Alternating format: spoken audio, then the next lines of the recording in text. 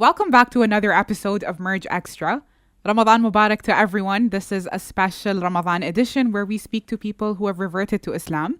I think it's very interesting for us to hear their stories. But we have someone in the studio here with us today who's going to share his story. Coach Joe, welcome to the show. Assalamu alaikum. Wa alaikum assalam. Okay, so I think we should start this out by having you introduce yourself. Tell us a bit about your background from the beginning. Okay. So I'm Coach Joe, originally called Joseph, not Coach Joe, and my Islamic name Yusuf, because I didn't really need to change the name, my original name Joseph. So I have been in Oman for 7 years now, and I reverted to Islam just over 3 years ago. Okay. What were you before that? I was an atheist before that. You were an atheist. Okay. Can you tell me a bit about your upbringing? Yeah, so my family was not religious in any way. We never went to church. We weren't baptized. We didn't really discuss religions or anything of that nature. My family was very open-minded. So we had a lot of friends from different cultures, different backgrounds. And through my childhood, when I reflect on it, we had Muslims, we had all different types of peoples in our life, but it wasn't a thing, you know, it wasn't a big thing that was drawn attention to. But our friends and family, when we were younger, definitely like they were a very broad spectrum of people. When did your interest in the religion start? And were you first interested in Islam, or did you look into other religions before this? So it's a question that I ask myself quite often, because I feel like sometimes you don't really know what you're looking for until you actually start a journey and you find something. If you'd asked me previously, was I a spiritual person, or was I, interested in religion, I probably would have said no. I probably would have said it's not really something that, appeals to me. I don't believe in a higher power or God or something like that. But then some of the actions that I was doing when I was in that frame of mind were, you could call it soul seeking, you could call it like things like yoga and becoming, more connected to loose spiritual path ideology, mostly from like physical side and from a side that I understood. But for example, I did like a yoga teacher training qualification, and part of that is like learning how the religion side of that in yoga, but it's not really framed as religion. Okay. And that the idea of religion in that sense, it did resonate with me, but I would never have called myself any kind of religion, and I would have always argued against it. So would you have said you were spiritual at the time? I probably when you wouldn't. were doing the yoga? I'm more like I used to be more of like a physical being type person. So I would say that I probably wouldn't even say that I was spiritual, but at the same time, I would say like connecting with the universe would be like a kind of acceptable term or phrase that I would maybe like use. Manifestations and stuff like that. This kind of thing, but I would never have claimed to be religious or believe in any form of religion. Okay. Now, you converted around 3 years ago, you said. So? Can you tell me that story? Yeah, so I lived in Oman for 7 years, but I never really spoke to any Muslims about Islam. And I was surrounded by Muslims, but I didn't really know anything about Islam, the beliefs.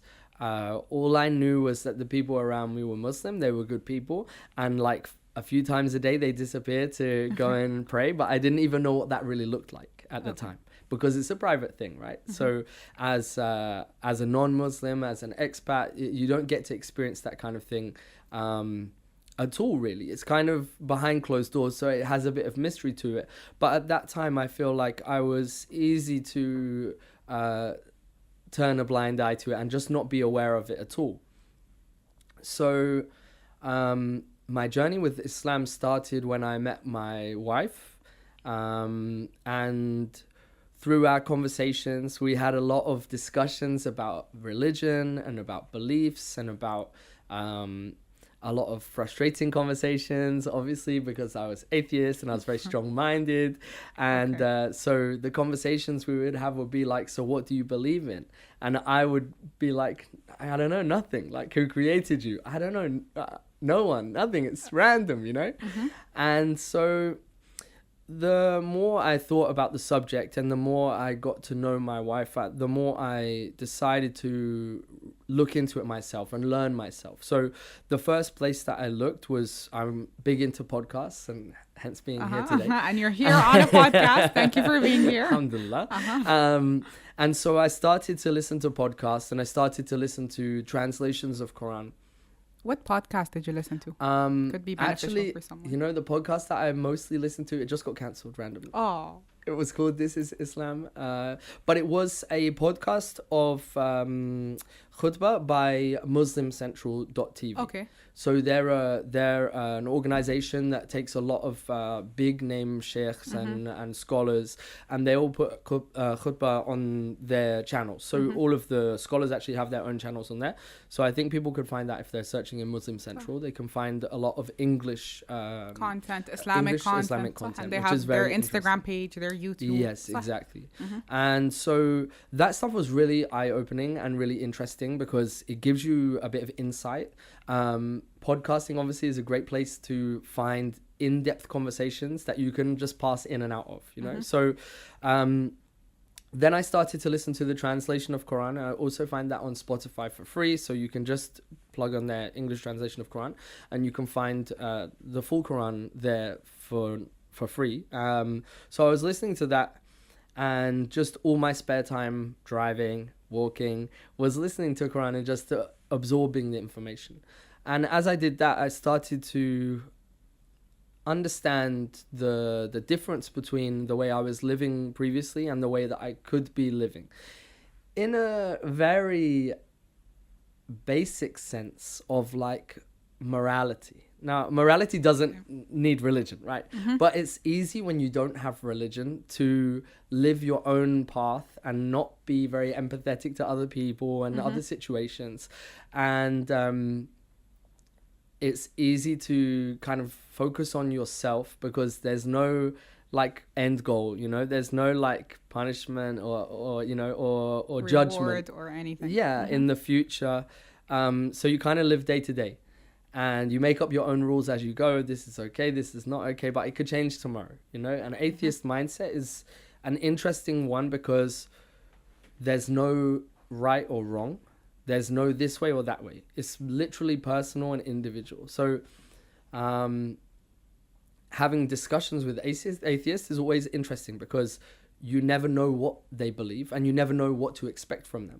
So everyone's going to have a different story. I've had a couple of those discussions and you are right, they are interesting. So I started to put into action the idea that someone was watching me and being like keeping account of my actions. And it gave me a feeling of awareness, obviously, and like a feeling of accountability, and it made me start to act a little bit differently, and so I really connected with that, and at the same time was listening to Quran and absorbing the messages and connected with that as well. And really the Quran was kind of my main introduction to Islam. At this time, still, I didn't have many like Muslim friends, or we weren't having like open conversations in that way.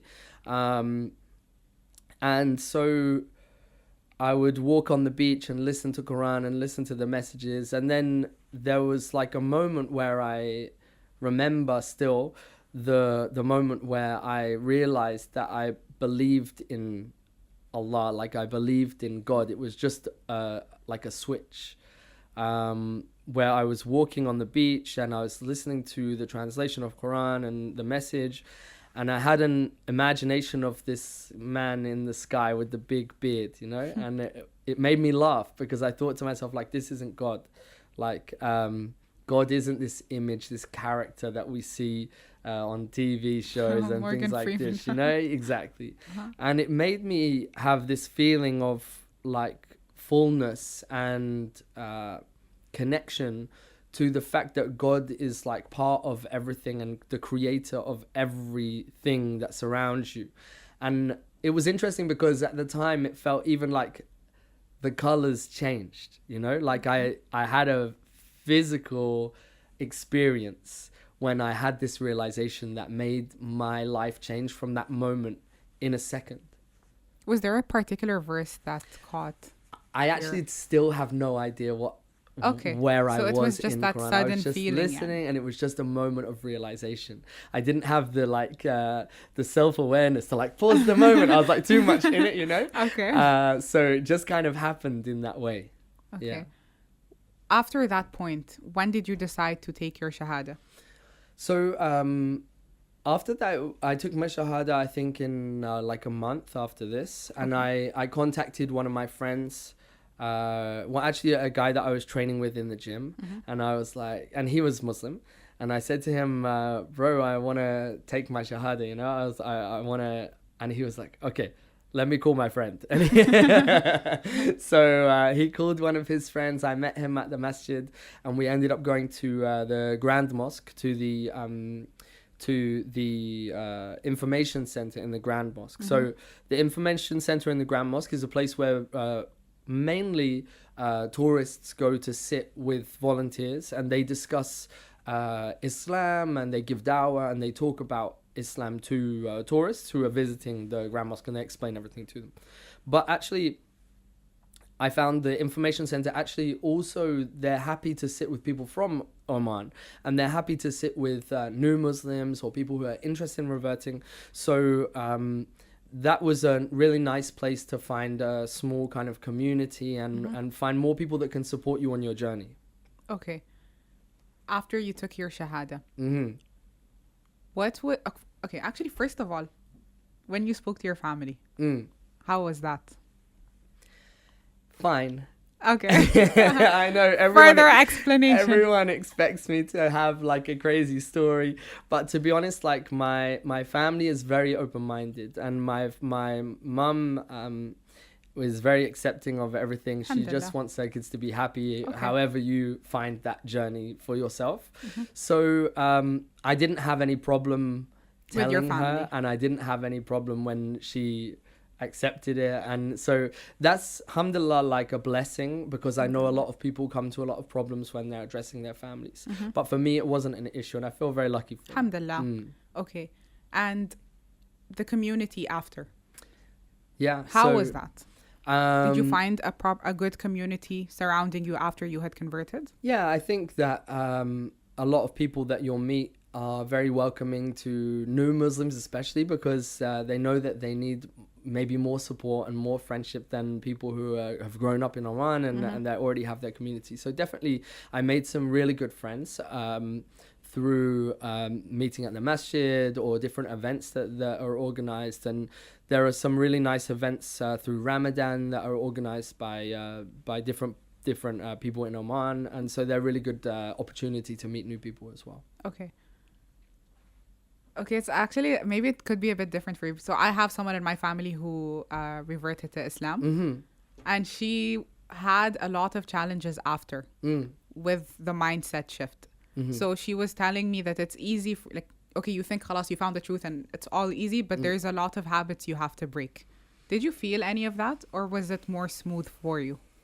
I think it was more smooth for me. Okay. Alhamdulillah. Alhamdulillah. I think obviously there's some things in your life that you need to change, or a lot of things in your life that you need to change. I think a big difficulty for me at the beginning was the main thing was probably learning the language for the prayers and things like that. That can be a challenge, and I found that to be like a long process.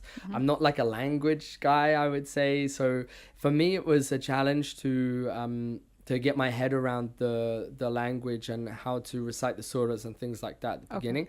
And also, like, I still have still experience challenges in terms of wanting to learn everything and know everything, you know. So wanting to understand every surah, wanting to, you know, all of these things that you wish you had this ultimate knowledge, even of the Arabic language, so that you could be more connected to Quran and you could be more connected. And still, like, learning slowly is the right way, and it's the way that it happens. 100%. Okay.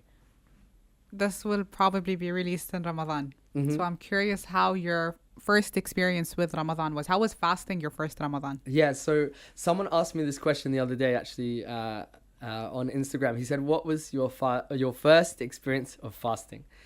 And I completely forgot until he asked me the question that in Ramadan 2018, he invited me for iftar with his family. And it was an amazing experience. And it was just one day of iftar. So I decided to fast for the day. This was way before I was a Muslim. But I remember the first day that I fasted, I was really worried about the food and being hungry and thirsty. And so for breakfast, I cooked myself a massive steak. And I had like a big porridge and like loads of eggs. And I think I ate like 3,000 calories before Fajr time because I was so nervous about getting hungry. Did that work for you? No, it didn't work at all, actually. I still felt dehydrated and dizzy by the time it came to iftar. But that was my first experience of fasting, actually. Alhamdulillah. He invited me to his house for iftar.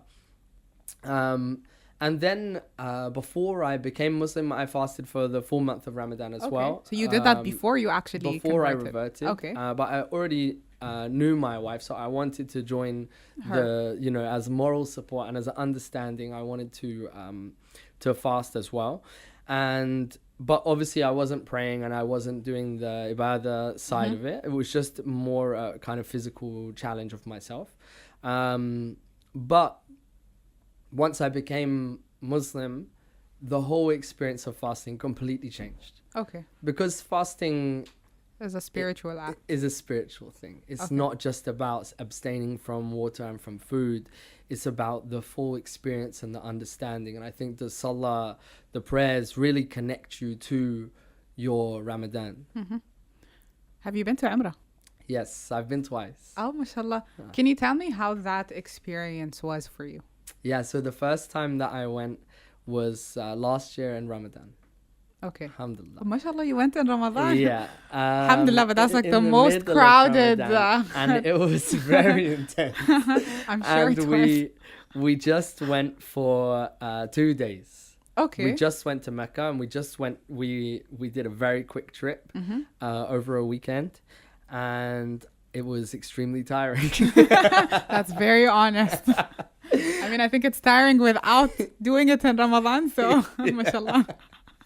And it was very like a roller coaster of things to do, things to think about, reading all of the cards that you have to remember. And I think the first time you do anything, you are a bit overwhelmed with things and you want to be perfect. Okay. And in the same way, you felt the pressure. Yeah, you have pressure. For me, personally, Umrah, it was a beautiful experience, but it was also a very intense experience. Okay. I think that's how it's meant to be. Yeah. Beautiful but intense. Yeah. And it had, I'm kind of covered in tattoos. I know, but then there's actually a lot of people in Mecca and Medina who are. Some, yes. So, okay, but not so you haven't seen a lot. A lot. And so when I was doing the Umrah, I got a lot of like comments and Did you actually? Yeah. A lot of negativity, a lot of like tutting, and you know, it was. Did it bother you? Honestly. It didn't make it better as an experience. It wasn't encouraging in a way, but like I have experienced this type of thing before a little bit, and I'm not a sort of thin-skinned type person. So that's good. It doesn't matter what your personal opinion is on me, like really for anything. And also with something like Umrah, there's lots of people from lots of different backgrounds, right? Some people from all different educations, from all different, Countries cultures, and mentalities. mentalities. And some of these people have probably never seen a person with tattoos. Okay. And would even be shocked about someone having a tiny tattoo or something, you know? And there's a generation gap as well, right? Okay. So you tried not to take it to heart. Definitely, it didn't affect me, and but it is kind of difficult to focus on your focus when you're having these types of things. So my message to people doing Umrah: always be open-minded, you know, and accept everyone. Try not to judge on that journey, because it's a nerve-wracking thing for people to do, and you probably, if someone's there with a lot of tattoos or something like that, that's probably one of their first times, maybe. And if you want to be help on that journey, then you should be a help. And interestingly, in my last 2 rotations around the Kaaba, a guy popped up by my side, and I was feeling a bit like down and like a bit lost. And this guy came to the side of me. He said, "Salam alaikum, brother." I was like, "Salam." All right, here we go. He's gonna give me and some he advice. said, "Where are you from?" La la la. He said, "Do you know what you're doing?" And I was like, "Kind of, yani, but I could do with some help." And he said, "Cool, just come with us and just repeat after me. I'll lead the dua. You just repeat what I say." And subhanallah, he completely changed my journey and completely changed my experience, because I was not feeling it, and I was feeling like, I felt bad that I wasn't feeling this spirituality that you should feel when you're in front of the Kaaba. Like I was feeling like, like I got a different vibe until that moment. And those last 2 rotations around the Kaaba, like I felt connected. I felt like my whole experience was changed by this stranger. And subhanAllah, it feels like he was there for a reason. You know, he was probably sent to change your... 100%. He was sent to change my mind and my experience. And I left feeling completely different. Alhamdulillah. Amazing. Alhamdulillah. You mentioned the tattoos and the looks or the stares. Do you get any of that here? Honestly speaking. Sometimes. Okay. Sometimes. Again, there's a mix of cultures. There's a mix of education. There's a mix of views. Even some people are understanding. Some people are less understanding. Some people are like, brother, you should get rid of the tattoos. Even on social media. And once I actually got kicked out of a masjid once.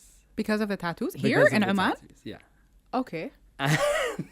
I'm surprised because there are a lot of reverts. Yeah. And I don't know. I guess we know about the whole everyone has a past, and then when you revert, it's a clean slate, and we have to be of support. Like we're told, yani. Yeah. So I'm surprised. Like, was it a masjid in Muscat? Yeah.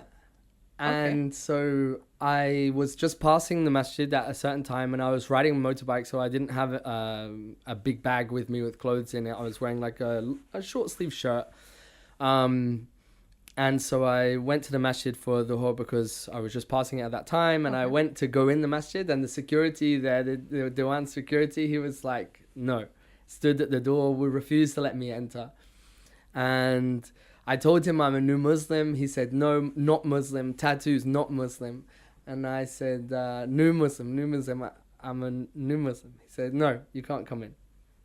He didn't really speak English, so I asked the guy passing by to explain for me, Omani guy. I said, can you explain to him that I'm a new Muslim? But the security guard was having none of it. Really? And so he told me to leave. He stood in front of the door, and he refused me entry to the mosque. Okay. And, how did you feel? I prayed. I felt really bad. Okay. I felt awful.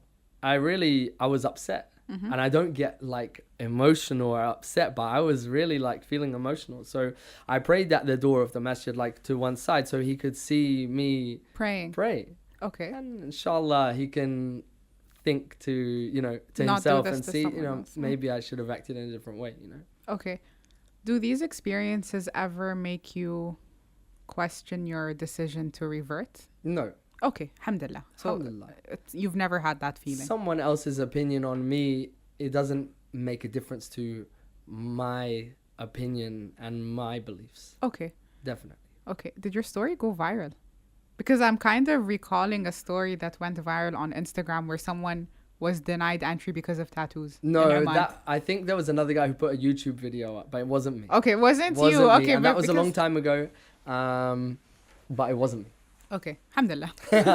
We don't want like, يعني, I'm sure it was already uncomfortable for you to be in that position, so like there's no need for such a thing to go viral. يعني. How has يعني, alhamdulillah, after you reverted, you got married, you mentioned you have a son. Mashallah. Alhamdulillah, mashallah. How does life feel after reversion and marriage? And Life is great. okay, I think having the guidance of Quran and the Sunnah, it gives you a positive role model and a way to live your life. That's an aspiration of how to do it right, you know? I think being an atheist, you don't have that kind of guidance. You're looking at mostly at people like celebrities and people on TV, and they're all making a fool of themselves anyway. 100%. So I think the role models that we have in a Western society are not people that you should look up to. Okay. And the values of a Western society are predominantly not values that are going to give you the best experience of life. Like, would you tell them your Definitely. story? And I think you have to tell children these types of stories because even adults who are born Muslim, they get affected by revert stories, right? Exactly. So many people have come to me over the past 3 years and said, your story inspired me to be better. Your story of reversion and the way you changed your life made me realize that I can change my life. And I felt, and some of these people felt lost. And alhamdulillah, like it's not my effect, but it's the story of, you know, someone changing their life to become closer to Allah. No matter how far you were from Allah, you can always be brought closer. And I was far. Okay. Very far. Okay. I actually think what you said resonated a lot with me because like I wanted to do this particular Ramadan edition. Because it's not only good for people who are maybe curious about Islam or people who have reverted to hear such stories. A lot of us Muslims actually, we were born with Islam, but we needed to find Allah again. Definitely. After we grew up. Yani just sometimes you're so used to something, you begin to do it out of habit. Yeah. And a lot of us have unfortunately fallen into this pattern. So a lot of us went through this journey where we had to re-find Allah again, you know, in our own way. And a lot of the times when we hear stories of people like you who have reverted, it reminds us that we're in a blessing, but we are not remembering that we're in such a big blessing. You know, I think that's why such stories resonate with people because it hits everyone from the person who reverted to the person who is practicing, but maybe they kind of lost their way. Well, the person who's curious. I think there's definitely, I will tell my kids about this story because it will help them to understand the true meaning of Islam. And I think everyone has to go through their own journey and everyone at some point has to reconnect with the reasoning. And I think if you're just taught something from a young age, you accept it because you were taught it. But to understand it is a personal journey. And to connect with it. Yeah. Because we need to find our connection with Allah again. Definitely. That's true. Okay, what would you say to a person who wants to revert to Islam but is hesitant? Take your time. It depends why they are hesitant. There's a solution to every problem, huh? So I think firstly, that it's the best decision that you'll ever make, inshallah. And that you shouldn't be worried about reverting to Islam. I think it was the best decision that I ever made, and it was an amazing choice, alhamdulillah. Alhamdulillah. And the steps to get there can be different for everyone. So really, I would say if you have a community that you can speak with, if you have someone of authority, or someone that you know who's Muslim, who can connect you to someone who is maybe a scholar or a sheikh, or someone who can really tell you a bit more about Islam. The more information you can get about it, the less you'll feel reserved to do it. Also, I feel like there's sometimes people have issues with family members or with acceptance in their community and things like that. Again, those types of people who are experienced in dealing with those issues are the people who should be turned to in that situation. Okay, no, they could help in such situations. Definitely, yeah. And if anyone needs to be connected to anyone like that, they can contact me through my page. Okay, we will put your handle there so anyone can contact you if they wish. I think also the mosque you mentioned, the information center, for sure, is a big help. And I'm pretty sure that any Muslim you reach out to would be of help. Alhamdulillah. Do you know anything in Arabic? Before we end this podcast, what do you know? Assalamu alaikum. Alaikum salam. كيف حوشكم وبوشكم. Oh, I actually have a question to ask you. So, did you run the marathon in a dishdasha? Yeah, I did. Yeah. What made you decide to run the marathon in a dishdasha? I saw a picture, so I was like... I wondered if it would be a challenge. I wanted to challenge myself a little bit more. How many kilometers did you run? 10K. You ran a 10K in a dishdasha? Yeah. It was... alhamdulillah, it was fine. Would you do it again? Yeah, definitely. It was a great experience, and actually it was really fun because a lot of people it was a talking point, right? So people were stopping me. This is the station next to us. That's the one that took your picture that went viral. Yeah. So it was really it was a really nice thing because it connected me to all the other runners, and it's nice to to do something connected to the community, not to just run alone by yourself, and to join others in some way, It was really fun. Someone at the end told me next year you should run in the Khanja. Would you actually do that? Why not? Oh my God, I'm so interested to see that.